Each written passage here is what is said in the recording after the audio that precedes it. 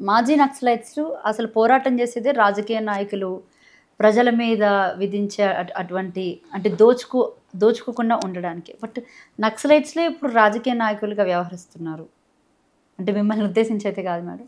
మంత్రులు అవుతున్నారు, ఎమ్మెల్యేలు అవుతున్నారు. అంటే నేను కూడా ఒప్పుకుంటా. అంటే వాస్తవంగా మీరు రాజకీయ నాయకుల మీదే అగైనెస్ట్ గా ఫైట్ చేసిన వాళ్ళు ఈ రోజు.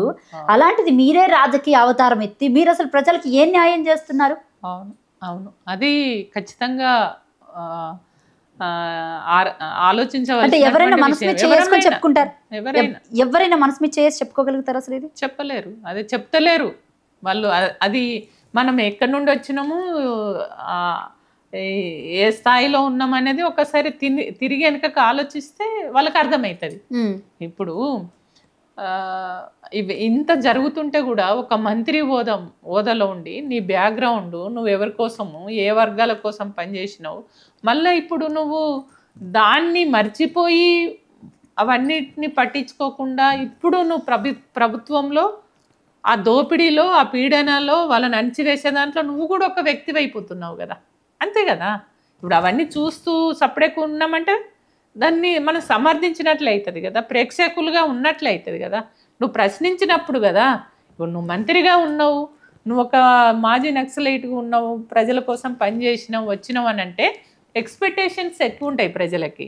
అరే మా కోసం ఉన్నది, మా దగ్గర ఉన్నది, మాతో తిన్నది, మా కష్ట సుఖాలు తెలిసిన బిడ్డ కాబట్టి గెలిస్తే రేపు ఏదైనా మాకు చేస్తుంది, మమ్మల్ని పట్టించుకుంటుంది, మా కష్టాలు వచ్చినప్పుడు మమ్మల్ని ఆదుకుంటుంది, ఇవన్నీ ఉంటాయి కదా.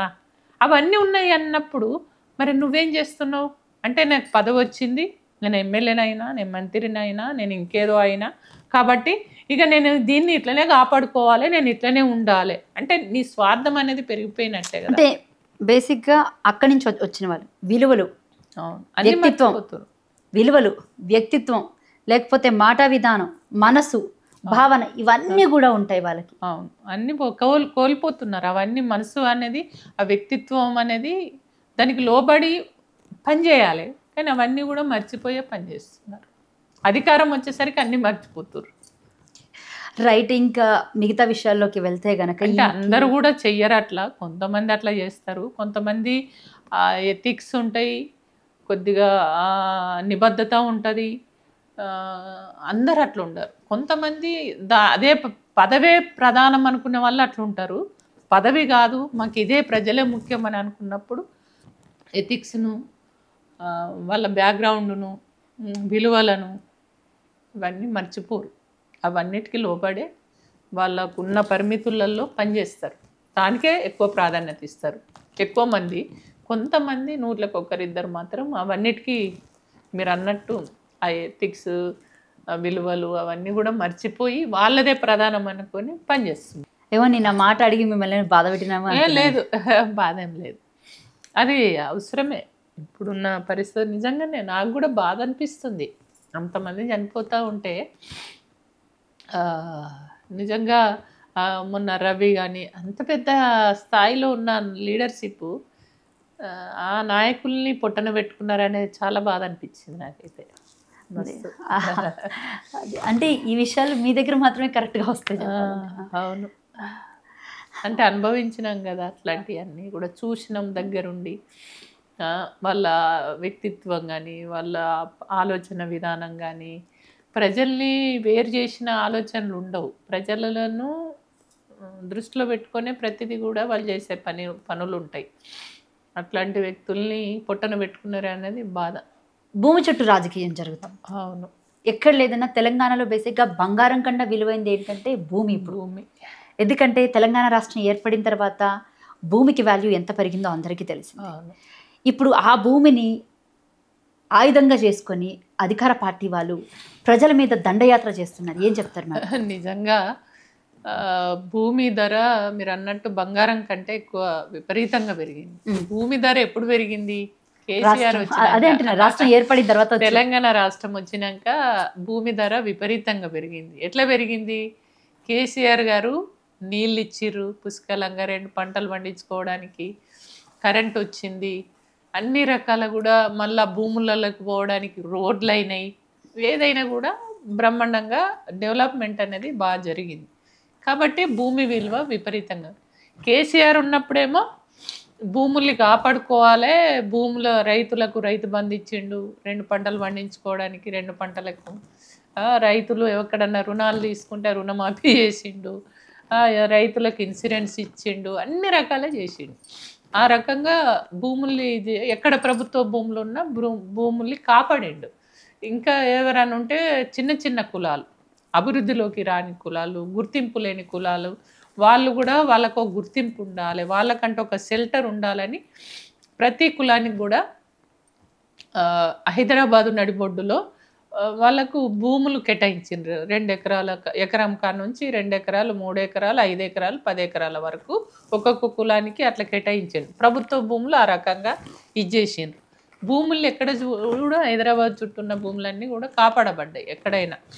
కానీ కాంగ్రెస్ ప్రభుత్వం వచ్చినాక ఎక్కడ గవర్నమెంట్ భూమి ఉన్నదా అనేది ఆలోచనే తప్ప ఈ రాష్ట్రాన్ని ఎట్లా అభివృద్ధి చేద్దాం అనేది లేదు. ఇప్పుడు ఎక్కడ ప్రభుత్వ భూములు ఉంటే అక్కడ కబ్జాలు చేద్దామని ఆలోచనలో ఉన్నారు. ఇప్పుడే మేము పోయేస్తున్నాం. జిహెచ్ఎంసీ వాళ్ళు కూల్ చేశారు ఇక్కడ గౌలిదొడ్డి దగ్గర. ఇది బసవతారకం, గోపాలపల్లి బసవతారకం కాలనీ అని ఉంది. అక్కడ అంత మొన్నటిదాకా ఉన్న కార్పొరేటరు ఏమన్నాడు, కేటీఆర్ ఆయన పేరేంది ఏదో రియల్ ఎస్టేట్ వాళ్ళకు అమ్మిండు, వాళ్ళకి అప్పచెప్పేసిండు అని చెప్పేసి మొన్నటిదాకా పాట పాడిండట.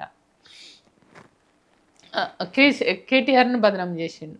కేటీఆర్ ఏం చేసిండు, వాస్తవంగా అక్కడ ఉన్న వాళ్ళకు డబల్ బెడ్రూమ్లు ఇవ్వాలి, వాళ్ళ ఉన్నోళ్ళను ఎట్లా అకామిడేట్ చేయాలి, వాళ్ళని ఇబ్బంది పెట్టద్దు అనేది అప్పుడు కేటీఆర్ గారు చెప్పారు. వాళ్ళే చెప్తారు, వాళ్ళు మంచిగానే ఇది చేసి. మళ్ళీ కేటీఆర్ అంటే బీఆర్ఎస్ ప్రభుత్వం ఉన్నప్పుడే అక్కడ కరెంట్ ఇచ్చింది, మంచినీళ్ళు ఇచ్చింది, వాళ్ళకి ఆధార్ కార్డు వచ్చింది, హౌస్ నెంబర్లు వచ్చినాయి, అన్నీ వచ్చినాయి. కానీ ఇప్పుడు ఈ గవర్నమెంట్ వచ్చిన తర్వాత అదే కార్పొరేటరు ఏమంటున్నాడు, ఇది ఏదో వేరే వాళ్ళకి ఇచ్చేసినాం, ఇది మీరు ఖాళీ చేయాలి, ఖాళీ చేయకపోతే మీకు మంచిగా ఉండదు, మంచిగా ఖాళీ చేయకపోతే మిమ్మల్ని చంపేస్తామని గుండాలను తీసుకొచ్చి మన వీళ్ళు ఉంటారు కదా ట్రాన్స్జెండర్స్ తో కొట్టించారని వాళ్ళే వచ్చిరట. కొంతమంది గుండాలు కత్తులు అది ఇది పట్టుకొని వచ్చి మూతలకు గంతలు కట్టుకొని వచ్చి మొత్తం వాళ్ళ పైన మధ్యాహ్నం పూట మధ్యాహ్నం పూట వచ్చి దాడులు చేసి చాలామంది ఆడవాళ్ళని అనేది కూడా చూడకుండా కొట్టి వెళ్ళిపోయారు. అలా ఇళ్ళల్లో ఉండేటువంటి వస్తువుల్ని కూడా ఏది ఇందాక నేను చెప్పినాను, అప్పుడు ఆనాడు కాంగ్రెస్ పీరియడ్లోనే నక్సల్ సానుభూతి పనులను ఆ రకంగా వేధించేవాళ్ళు. ఇప్పుడు నాకు అదే సీన్ గుర్తొచ్చింది ఇక్కడ చూస్తే, వాళ్ళు చెప్తుంటే బాధ. ఇంత దౌర్జన్యమైన పాలన చూస్తుంటే అదే అప్పుడున్న పాలన మళ్ళీ ఇప్పుడు కూడా రిపీట్, అంటే దాన్ని కొనసాగింపు అనేది మళ్ళీ ఇప్పుడు జరుగుతుంది. కాంగ్రెస్ పరిపాలన అప్పుడు ఎట్లయితే ఉందో అప్పటికి ఇప్పటికి తేడేం లేదు, మళ్ళా పాత రోజులు మళ్ళీ తిరిగి చూస్తున్నామా అని అనిపించింది.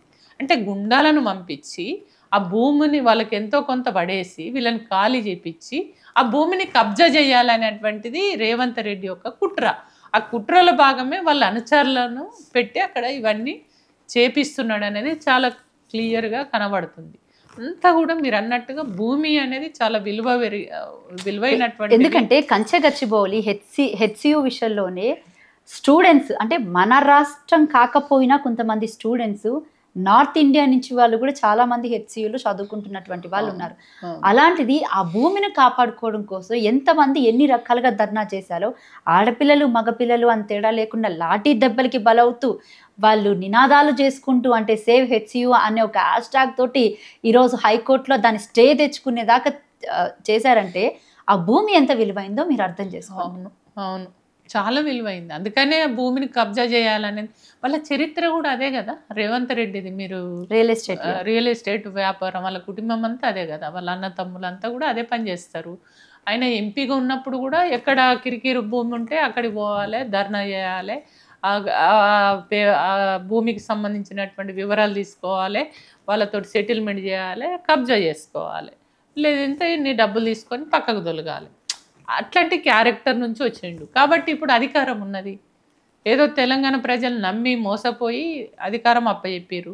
ఈ అధికారాన్ని ఆయన పర్సనల్గా వాడుకుంటుండు. కానీ ఆ అధికారాన్ని తెలంగాణ ప్రజలకు ఉపయోగించి తెలంగాణ రాష్ట్రాన్ని అభివృద్ధి చేద్దాం, తెలంగాణ ప్రాంతాన్ని కాపాడదాం, తెలంగాణకు మంచి చేద్దాము, తెలంగాణకు రేపు తెలంగాణ రాష్ట్రం అభివృద్ధిలో ముందుండి దేశంలో 29 కేసీఆర్ గారి ఆలోచన ఎట్లుండే, 29 రాష్ట్రాలలో మనది నెంబర్ 1గా ఉండాలి, మంచిగా అభివృద్ధి చేయాలని ఒక విజన్ తోటి వేయండు. ఈయనకేమో ఎట్లా దోసుకోవాలి, ఎట్లా ఆస్తులు సంపాదించాలి, మళ్ళా రేపు నెక్స్ట్ మళ్ళీ ఏ రకమైన అబద్ధాలు చెప్పి మళ్ళీ అధికారంలోకి రావాలి అనేదే తప్ప ఈయన పుట్టుకనే అంటే పుట్టుక ఎట్లా పుట్టిందో కానీ ఆయన ఆలోచన, ఆయన మాటలు అయితే ఘోరంగా అన్ని అబద్ధాలే తప్ప అబద్ధాలు మాట్లాడు తప్ప నిజాలు మాట్లాడే మనిషి మాత్రం ఈయన కాదు. ఎప్పుడు కూడా నిజం మాట్లాడేటువంటి మాటలు నేను వినలేదు.